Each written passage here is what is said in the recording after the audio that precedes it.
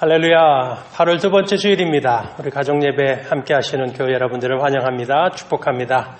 오늘도 드려지는 우리 가정의 예배마다 우리 하나님이 함께 하셔서 우리의 마음속에 또 우리의 심령 가운데 하나님이 부어주시는 큰 은혜가 넘쳐나고 우리 안에 새 힘이 예배 중에 채워지는 귀한 예배 되시기를 축복합니다.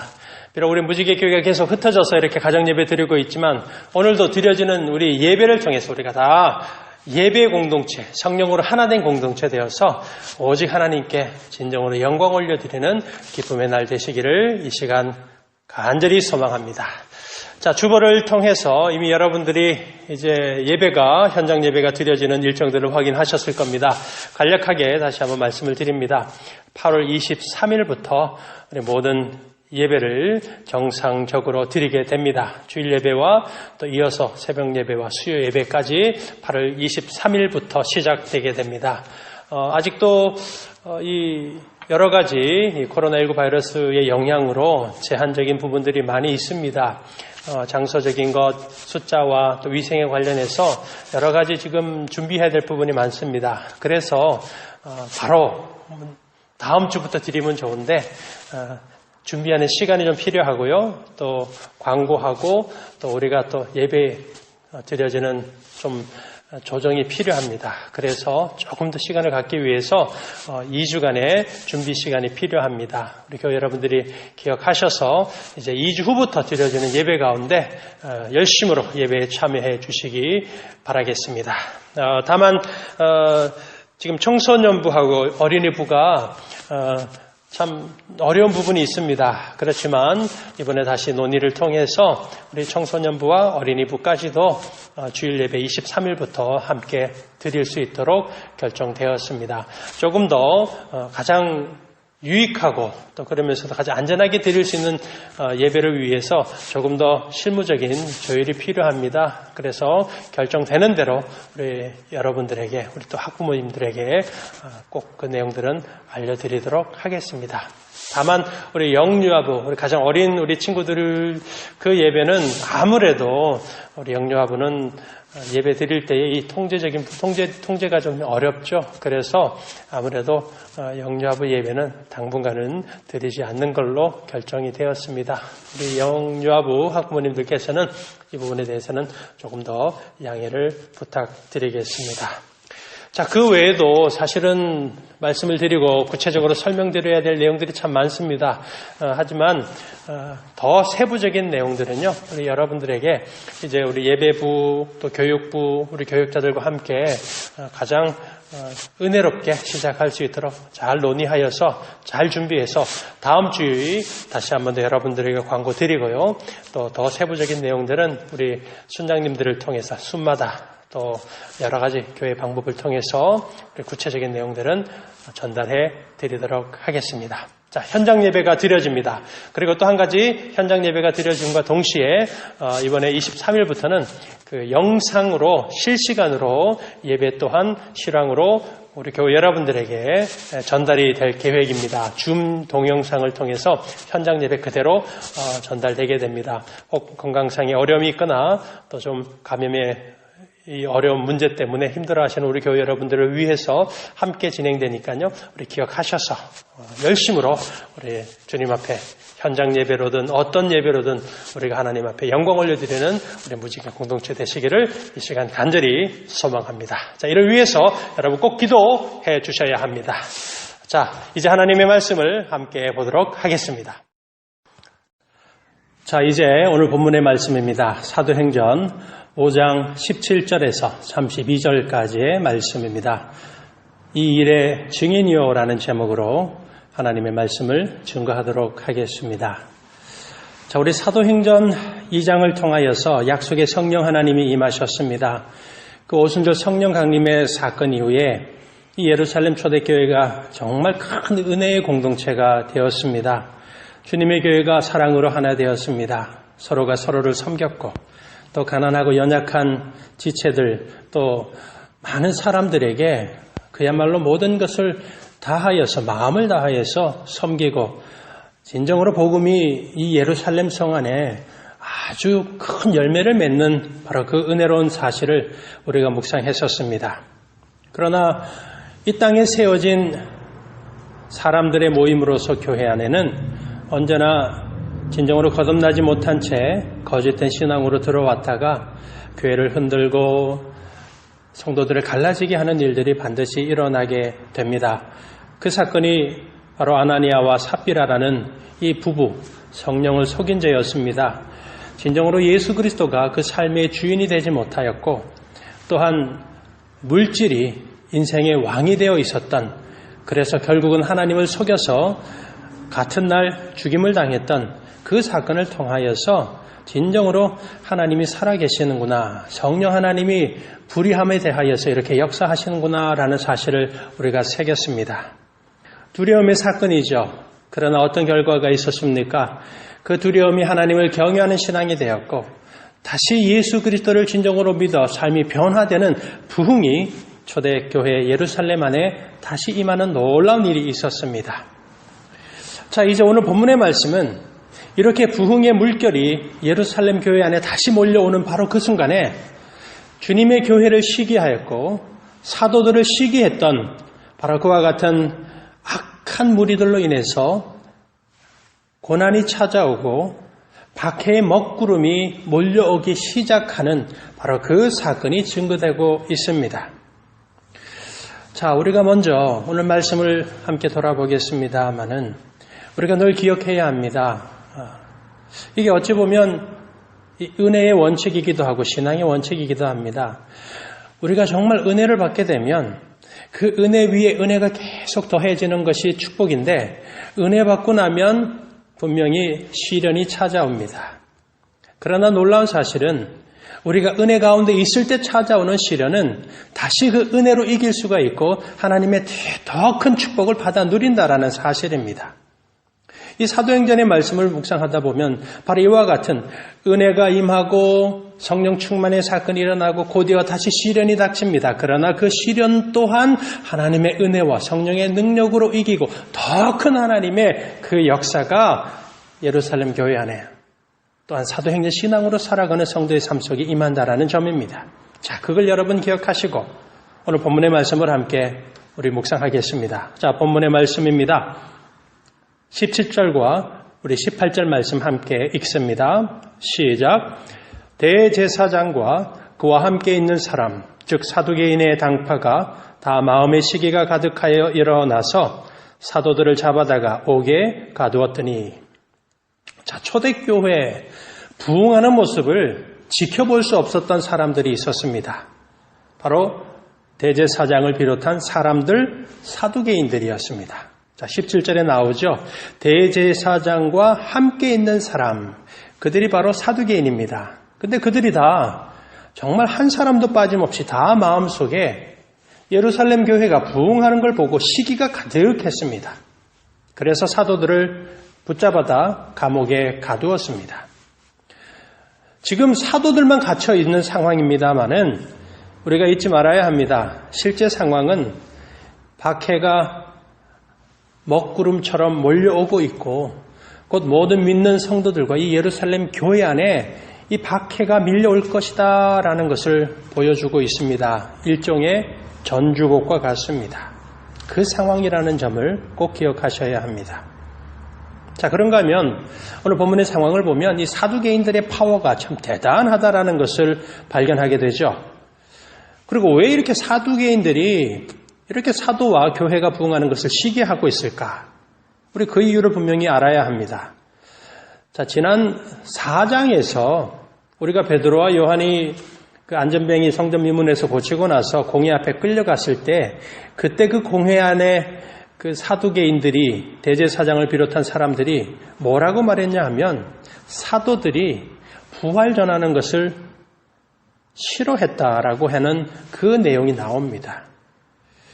이 사두개인들이 어떤 사람인지 우리 다시 한번 잠시 정리를 좀 하겠습니다. 우리 4장에서 말씀을 드렸지만 다시 기억해 보십시오. 사두개인들 바리새인파처럼 유대주의 종교 무리 집단이었습니다. 그들은 부활을 믿지 않았습니다.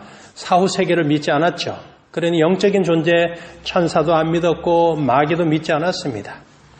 이 영의 세계를 믿지 않고 부활을 믿지 않으니 이 사두개인들은 언제나 그들의 인생의 최고의 이 관심은 오직 이 육신의 삶을 살아가는 거에만 모든 관심이 있었고 초점이 거기에 맞춰져 있었습니다. 그러니 인생의 목적이 사두개인들에게는 뭐였겠습니까? 더 큰 권력을 누리는 것.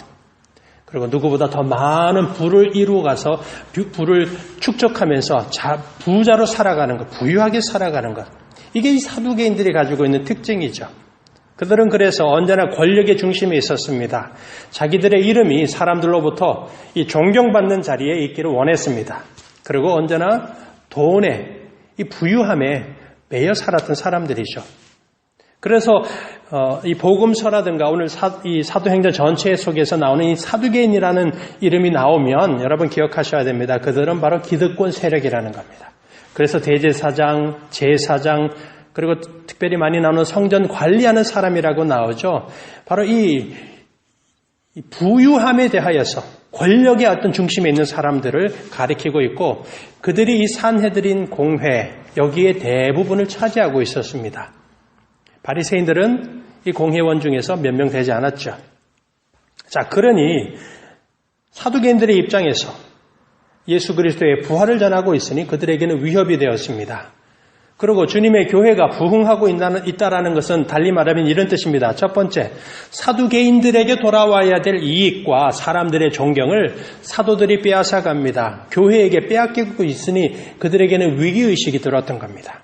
두 번째 이유는 그들이 지금 누리고 있는 권력과 권세를 잃어버릴 수 있는 위험이 있었기 때문에 시기가 가득했던 겁니다. 그래서 사두개인들이 이 사도들을 불러다 놓고 이제 그들을 어떻게든 위협하든지 심지어는 그들을 어떻게든 죽여버릴 그런 악한 계획을 세우고서 다시 산헤드린 공회를 소집하는 겁니다. 자, 그러나 그들의 계획이 어떻게 됩니까? 물거품이 돼버리죠. 자, 본문의 말씀입니다. 19절에서 21절까지 봅니다. 21절 중간까지 읽도록 하겠습니다. 19절부터 시작. 주의 사자가 밤에 옥문을 열고 끌어내어 이르되 가서 성전에 서서 이 생명의 말씀을 다 백성에게 말하라 하매 그들이 듣고 새벽에 성전에 들어가서 가르치더니 거기까지입니다. 자, 주님의 천사 잡혀온 그날 밤에 바로 사도들을 구출합니다. 그리고 나서 성전으로 가서 생명의 복음의 말씀 예수 그리스도를 백성들에게 말하라고 합니다. 여기서 말한다라는 것은 무슨 말인가? 소리내어서 큰 소리로 사람들에게 외치고 선포하라는 뜻입니다. 그래서 그 명령대로 사도들이 그 밤에 감옥에서 나오고 그 밤이 지나고 새벽이 찾아오는 순간 바로 성전으로 올라가서 큰 목소리로 복음을 선포합니다. 수많은 사람들이 모여 있었을 겁니다. 그들에게는 아침 일찍부터 성전에 올라가서 기도하는 그런 전통이 있었으니 많은 사람들 앞에서 복음의 예수를 전했을 겁니다. 그리고 많은 사람들에게 전했을 겁니다. 그런가 하면 거기 모여있던 사람들은 아니 사도들이 분명히 지난밤에 분명히 감옥에 끌려갔을 텐데 어떻게 이 자리에 와 있었을까라는 정말 그런 궁금함도 많은 사람들이 가지고 그 자리에서 있었을 것입니다. 자, 여기서 우리가 이제 한 가지 생각해 볼 것이 왜 주님의 사자, 이 천사가 사도들을 구출해내면서 이렇게도 말할 수 있습니다. 자, 이제 내가 구원해 줄 테니 가서 잠시 동안 박해가 임할 테니 안전한 곳에서 잠시 피신하고 있어라 라고도 말할 수가 있었을 겁니다. 그러나 우리의 예상과는 다르게도 오히려 사람들에게 더 눈에 띄는 성전에 들어가서 복음의 말씀을 선포하고 그들에게 가르치라고 말씀하셨다라는 겁니다. 여러분, 성전에 올라가는 건 더 큰 위험을 당할 수가 있는 상황입니다. 자, 이걸 우리가 어떻게 해석해야 하겠습니까? 자, 그 해석은 이렇습니다. 사도들이 하나님의 능력으로 감옥에서 구원받았던 것은 물론 위기의 상황을 잠시 피하고 하나님이 건져주시고자 하는 목적도 그 속에 분명히 있습니다. 그러나 그 목적보다 더 중요한 것은 복음의 능력은 살아있고 부활의 예수 그리스도 그 주님의 복음은 예루살렘에서 더 큰 열매를 맺고 온 유대와 사마리아까지 분명히 퍼져나가야만 할 하나님의 일이라는 것을 설명하기 위해서입니다. 그리고 사도들에게는 어떤 의미가 있겠습니까? 부활의 예수님이 그들과 함께하고 있고 성령 하나님이 능력으로 그들과 함께 하신다라는 것을 재확증할 수 있으니 이게 바로 주의 사자가 성전으로 올라가라, 그곳에서 전하라고 했던 그 진정한 목적과 의도인 것입니다. 우리가 신앙생활하면서 하나님의 능력을 경험할 때가 있습니다. 때로는 기적으로, 때로는 우리가 알지 못하는 삶 속에서 하나님의 도우심을 경험하죠. 어떤 형태로든 우리는 하나님의 은혜를 경험합니다. 능력을 경험합니다. 자, 그때마다 오늘 본문이 주는 이 영적인 원칙을 우리가 꼭 기억해야 합니다. 하나님의 은혜가 우리에게 임하고 하나님의 능력과 기적이 우리의 삶 속에 열매 맺어진 것을 깨달으면 그 속에는 하나님의 분명한 또 다른 목적이 있고 하나님의 의도가 있다는 점을 우리가 늘 기억해야 합니다. 내 육체가 만약에 질병이 들어서 힘들어할 때 물론 이 의료 혜택을 받아서 약을 먹고 또 병원에 가서 치료를 받습니다. 그러나 때로는 성령 하나님께서 우리의 약함을 고쳐주실 때가 있죠. 그러면 어떤 하나님의 목적이 있다라는 뜻이겠습니까? 우리가 위기 상황 속에서 하나님께서 우리를 인도해 주실 때 구원하는 손길을 경험할 때가 또한 있습니다. 그때도 하나님의 의도가 있다라는 거죠. 하나님이 내가 주님을 더 믿고 의지하는 내 믿음이 진정으로 하나님을 신뢰하기 때문에 우리를 고쳐주시고 건져주시는 그 목적이 있습니다. 그래서 더욱더 하나님 의지하고 담대하게 살라는 목적으로 그런 하나님의 은혜를 우리가 경험합니다. 그런가 하면 반대일 경우도 있습니다.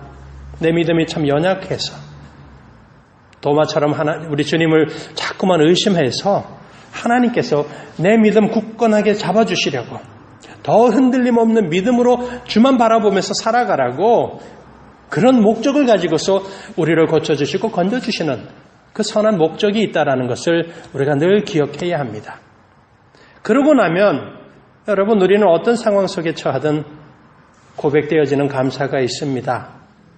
오늘 나를 도우신 것처럼 또 내가 어려운 가운데 있든 그 속에서도 하나님이 나를 이끌어 주신다라는 확증이 생기는 거죠. 야고보서 1장 2절과 4절 말씀입니다. 증거하고 있는 말씀이죠. 내 형제들아 너희가 여러 가지 시험을 당하거든 뭐 하라고 합니까? 온전히 기쁘게 여기라. 어떻게 기쁨을 누릴 수가 있고 기쁘게 여길 수가 있는가? 이는 너희 믿음의 시련이 인내를 만들어내는 줄 너희가 알미라. 인내를 온전히 이루라. 이는 너희를 온전하고 구비하여 조금도 부족함이 없게 하려 함이라. 바로 이런 선한 하나님의 목적이 우리에게 있음을 믿으시기 축복합니다. 자, 그런 이유 때문에 우리가 잘 알고 있는 이 사도 베드로와 또한 요한이 성전 미문에서 그 안전뱅이를 치유해 주셨을 때에 했던 선포를 우리 그리스도인들은 기억해야 합니다. 즉, 왜 우리를 주목하느냐라고 선포했죠. 눈에 보이는 기적 자체를 바라보지 말고 사람 주목하지 말고 우리에게 일어나는 기적의 사건의 주체 속에서 예수를 바라보라. 그 주님을 더 의지하라는 그 교훈이 담겨져 있는 겁니다. 자, 그리고 이제 대제사장들과 사두개인들이 이제 사도들을 위협하고 가능하다라면 그들을 죽일 악한 계획을 실행하기 위해서 산헤드린 공회를 소집합니다. 그리고 감옥에 갇혀 있을 거라고 생각한 그 사도들을 공회 앞으로 끌고 오라고 합니다. 그러나 이미 그들은 사라져버린 상태죠. 자, 본문의 말씀입니다. 21절에서 23절까지 본문의 말씀 읽어보겠습니다. 시작. 그들이 듣고 새벽에 성전에 들어가서 가르치더니 대제사장과 그와 함께 있는 사람들이 와서 공회와 이스라엘 족속의 원로들을 다 모으고 사람을 옥에 보내어 사도들을 잡아오라 하니 부하들이 가서 옥에서 사도들을 보지 못하고 돌아와 이르되 우리가 보니 옥은 든든하게 잠기고 지키는 사람들이 문에 서 있으되 문을 열고 본즉 그 안에는 한 사람도 없더이다 하니 이미 사도들이 사라져 버렸습니다. 그런데 놀라운 사실은 사도들이 탈출했다라는 걸 누구도 알지 못했고 탈출한 어떤 흔적도 남지 않았다라는 것입니다. 자, 이게 어떤 의미인가? 하나님이 능력으로 하나님의 전적인 능력의 역사라는 것을 가리키는 것입니다. 사도행전에서는 이와 같은 정말 어떤 하나님의 놀라운 전적인 능력의 사건들이 분명히 증거되고 있습니다. 중요한 것은 이렇게 흔적도 없이 사도들이 감옥을 빠져나왔다라는 이 상황 자체가 지금 사도들과 예루살렘 교회의 부흥을 시기하고 있는 이 사두 개인들이 공회를 시작도 하기 전에 그들이 두려움을 갖게 되었다라는 것입니다. 반대로 보면 사도들에게는 어떻겠습니까? 하나님이 그들과 함께 하신다라는 담대함에 확신을 주는 사건이 되어버렸던 것입니다. 자, 그래서 이어지는 본문의 말씀이죠. 24절에서 우리 26절까지도 다시 한번 읽습니다. 시작. 성전 맡은 자와 제사장들이 이 말을 듣고 의혹하여 이 일이 어찌 될까 하더니 사람이 와서 알리되 보소서 옥에 가두었던 사람들이 성전에 서서 백성을 가르치더이다 하니 성전 맡은 자가 부하들과 같이 가서 그들을 잡아왔으나 강제로 못함은 백성들이 돌로 칠까 두려워함이더라. 자, 26절입니다. 사도들을 잡아오라고 명령을 내렸습니다. 그런데 백성들이 오히려 이 대제사장이 보낸 사람들을 돌로 칠까 두려워서 그들을 강제로 끌고 오지 못했습니다. 지금 이거 한 가지만 보더라도 여러분 지금 이 예루살렘 안에 고난이 있고 박해가 몰려온다고 했지만 이 복음의 능력, 성령의 역사들이 얼마나 강력하게 임했는지를 우리가 다시 한번 확인할 수가 있습니다. 게다가 사도들이 끌려온 게 아닙니다. 그들이 제 발로 두려움 없이 담대하게 스스로 산헤드린 공회 앞에 찾아왔다라는 사실을 설명하고 있는 것입니다. 사도들이 이와 같은 담대한 모습을 이거 하나 놓고 보더라도 우리는 오늘 이 사건의 결론을 짐작할 수가 있습니다. 인간의 위협은 복음의 능력을 막을 수 없습니다. 사람의 권세는 아니면 우리의 삶의 형편은 예수 그리스도의 이름의 권세 앞에서 그들은 무릎 꿇을 수밖에 없다라는 사실입니다. 그리고 하나님의 구원의 역사입니다. 성령의 능력으로 사는 사람에게는 틀림없이 두려워할 것이 없다라는 것을 우리에게 증명하고 있는 오늘 이 사도들의 모습이 되는 것입니다. 그래서 사도들을 향하여서 대제사장이 묻습니다. 27절과 28절 말씀입니다. 함께 읽습니다. 시작. 그들을 끌어다가 공회 앞에 세우니 대제사장이 물어 이르되 우리가 이 이름으로 사람을 가르치지 말라고 엄금하였으되 너희가 너희 가르침을 예루살렘에 가득하게 하니 이 사람의 피를 우리에게로 돌리고자 함이로다. 자, 이 지금 대제사장의 질문은 사도행전 4장 18절에서 그 베드로와 요한에게 위협했던 말입니다. 베드로와 요한에게 예수의 이름은 꺼내지도 말고 그 이름으로는 가르치지도 말고 부활이라는 말은 꺼내지도 말라고 아주 위협을 했죠. 바로 그 말을 대제사장이 다시 꺼집어낸 겁니다. 그리고 나서 이 사도들에게 다시 한번 위협을 하고 있습니다. 그런데 28절을 보시면 이 대제사장이 이런 말을 질문석에 담아서 합니다. 너희가 너희 가르침을 예루살렘에 가득하게 하니 이 사람의 피를 우리에게로 돌리고자 함이로다. 자, 이 대제사장의 하는 말의 의미는 지금 정확하게 대제사장과 그 산헤드린 공회가 그들이 어떤 죄악을 저질렀는지 그들 스스로도 알고 있다라는 것을 스스로 고백하는 것과 같은 내용입니다. 왜냐하면 오늘 본문 28절에 나오는 이 사람의 피를 왜 우리에게 돌리느냐라고 하죠. 그 사람이 누구이겠습니까? 바로 십자가에서 피 흘리고 죽으셨던 예수 그리스도를 말합니다. 시간적으로 따져볼까요? 몇 달 전입니다. 오순절이 십자가의 주님이 죽으신 이후에 50일 이후에 오순절 성령 강림이 일어났으니 불과 몇 달 전의 사건을 그들이 기억하고 있었던 겁니다. 바로 그 자리 산헤드린 공회 자리에서 예수를 십자가에 못 박아 죽였던 바로 그 죄악을 왜 우리한테 뒤집어 씌우려고 하느냐라고 하는 말을 하고 있는 겁니다. 왜냐하면 사도들이 전했던 복음이 바로 예수의 죽으심과 그 공회가 죽인 예수님이 다시 살아나신 부활의 그리스도이심을 전하고 있기 때문이죠. 그러니 이 말은 지금 대제사장이 스스로 자기가 예수를 죽인 그 장본일이라는 사실을 감추기 위해서 말하는 것입니다. 나에게 그런 죄를 뒤집어 씌우지 말라는 뜻이죠. 그러나 여러분, 오히려 그들이 스스로 예수를 죽였고 메시아를 죽인 범인이라는 것을 숨기려고 하고 그 사실이 드러날까 봐 두려워하고 있다는 것을 우리는 깨닫게 되는 겁니다. 그래서 사도들을 대표해서 베드로가 담대하게 일어나서 그들에게 대답합니다. 29절의 말씀을 보았더니 베드로와 사도들이 대답하여 이르되 사람보다 하나님께 순종하는 것이 마땅하니라. 이어서 30절에서 32절까지 말씀입니다. 우리 한 목소리로 읽습니다. 시작. 너희가 나무에 달아 죽인 예수를 우리 조상의 하나님이 살리시고 이스라엘에게 회개함과 죄사함을 주시려고 그를 오른손으로 높이사 임금과 구주로 삼으셨느니라.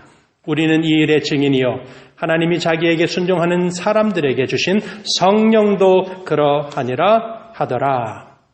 자, 이 30절 말씀에서 무엇보다도 너희가 라고 하는 말씀이 나오죠. 너희가 나무에 달아 죽인 예수라고 되어 있습니다. 한국 성경으로 보면 너희가 라는 말은 2인칭 복수형으로 보입니다. 그러나 이 헬라 원어를 보시면 2인칭 단수형입니다. 영어 성경에는 단수로 표기되어 있습니다. you라고 되어 있습니다. 즉 대제사장을 향해서 베드로가 말하는 겁니다. 당신이 예수를 나무에 달아 죽였지만 하나님이 살리셨다라고 말하는 것입니다.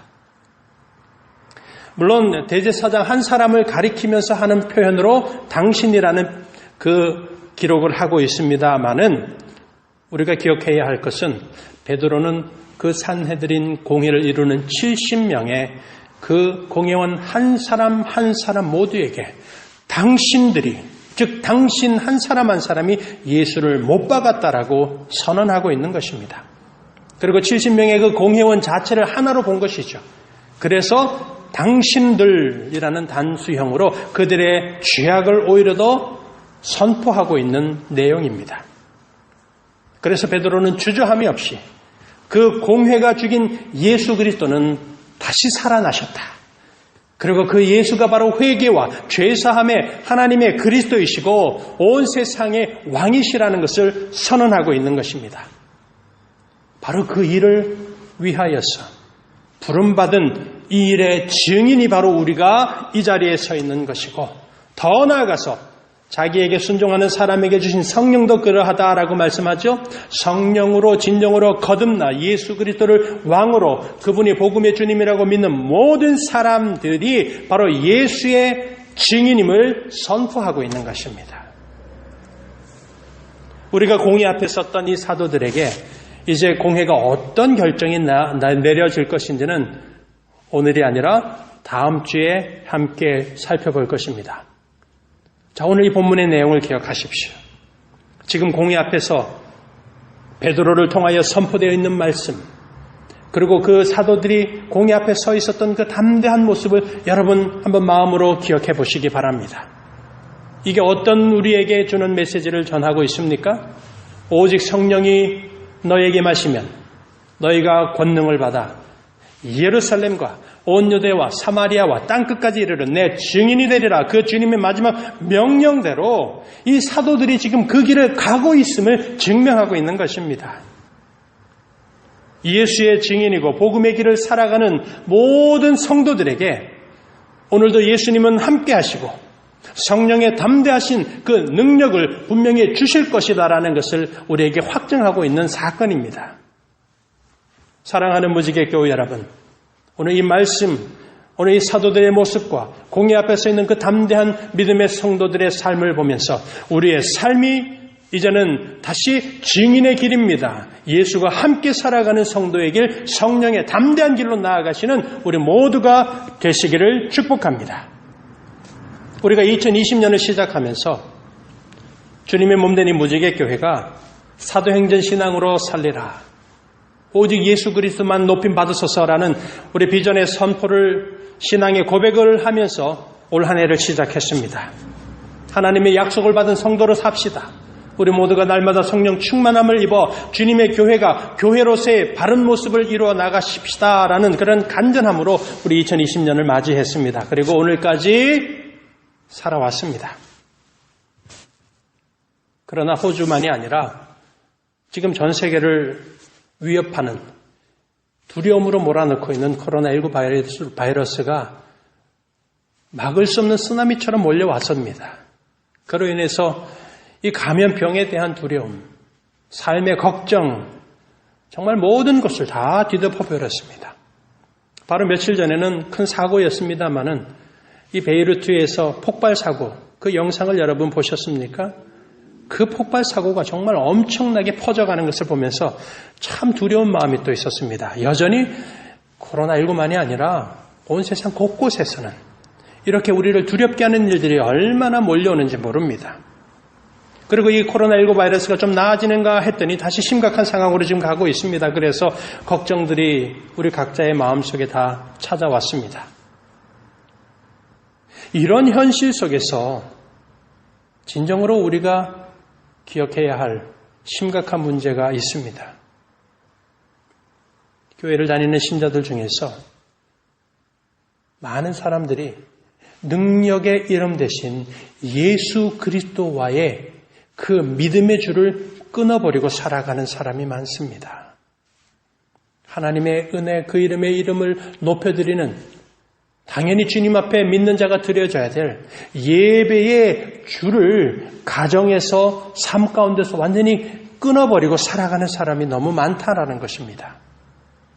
매일의 삶 속에서 정말 하나님의 말씀 없으면 살아갈 수가 없다라고 듣고 배웠는데도 불구하고 삶 속에서 말씀이 완전히 사라져버린 채 성령의 충만함으로 은혜의 줄을 날마다 붙잡고 살아가야 하는데 그거 완전히 끊어버리고 살아가는 사람이 안타깝게도 너무나 많다라는 그런 현실의 문제를 우리가 지금 경험하고 있습니다.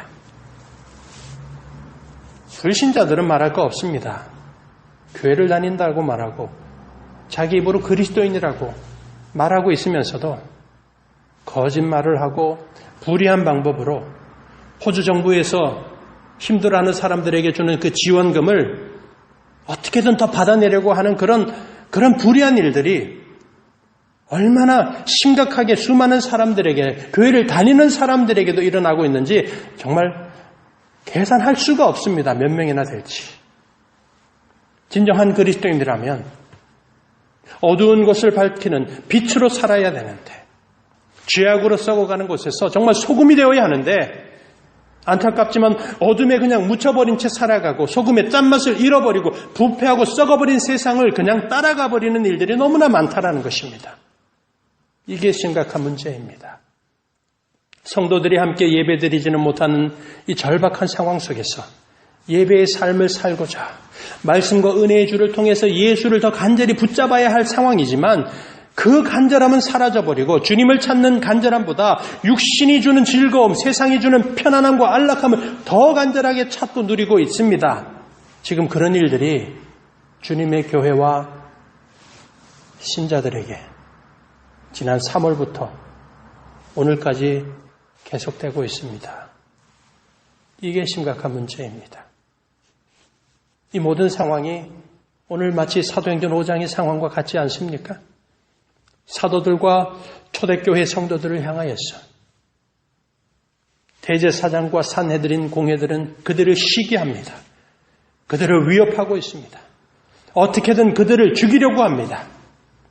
나는 생명의 주 부활의 예수를 전하는 이 일의 증인이요라는 그 고백은 사라져가 버리고 그 대신에 오히려 더 나는 예수와는 상관없습니다. 나는 사도행전 신앙으로 사는 것은 나와는 무관한 일입니다라고 외치고 살아가는 이런 형편, 이런 상황들이 오늘 우리의 심각한 현실이라는 사실을 우리가 반드시 기억해야 합니다. 사랑하는 교회 여러분, 오늘 다시 공의 앞에 섰지만 더 담대함으로 더 큰 하나님의 능력에 사로잡혔던 믿음의 사도들을 통하여서 오늘 이 몸된 무지개 교회와 우리를 향하여 주시는 도전과 격려의 메시지를 붙잡으시기 바랍니다. 복음의 능력이 없고 성령의 충만함도 없는 대제사장 사두개인 이 산헤드린 공회의 길에서 우리 모두가 떠나야 할 줄 믿습니다. 그 길에서 떠나십시오. 그리고 이제는 생명의 주님 예수 그리스도를 믿기에 이 일의 증인입니다 라는 그 신앙 고백이 있는 성도로서 복음의 능력이시고 생명의 예수가 이끄시는 담대한 믿음의 길로 나오시기를 바랍니다. 그래서 다시 은혜로 체험받고 성령으로 충만함을 받아서 오늘 주님의 교회와 우리 모든 믿음의 성도 여러분 한 분 한 분이 사도행전 신앙의 길을 다시 걸어가는 우리 모두가 되시기를 주님의 이름으로 간절히 축원드립니다. 기도하겠습니다. 살아 계신 하나님, 우리의 능력 되신 하나님, 이 시간 주님의 교회와 모든 믿음의 성도들에게 십자가의 예수 그리스도를 따라가는 담대한 믿음을 허락하여 주시옵소서. 주님의 교회는 복음의 공동체가 되게 하시고 믿음의 성도들은 성령의 능력으로 살아가는 성도 되게 하여 주시옵소서. 생명과 부활의 예수로 오늘을 살게 하시고 이 일의 증인이라고 선포하였던 사도들의 담대한 믿음을 우리에게 부어주셔서 공회 앞에서 위협받았지만 오히려 그 위협을 이기고 믿음의 길 담대함으로 나아갔던 것처럼 이 위기의 시대 속에서 주님의 교회와 모든 성도들이 하나님의 능력 성령의 충만함을 입어 사도행전 신앙으로 다시 은혜의 길로만 나아가는 우리 모두가 되게 하여 주시옵소서. 감사드리며 오늘도 믿는 자들의 도움 대신 좋으신 예수 그리스도 그 능력의 이름으로 간절히 기도드리옵나이다. 아멘.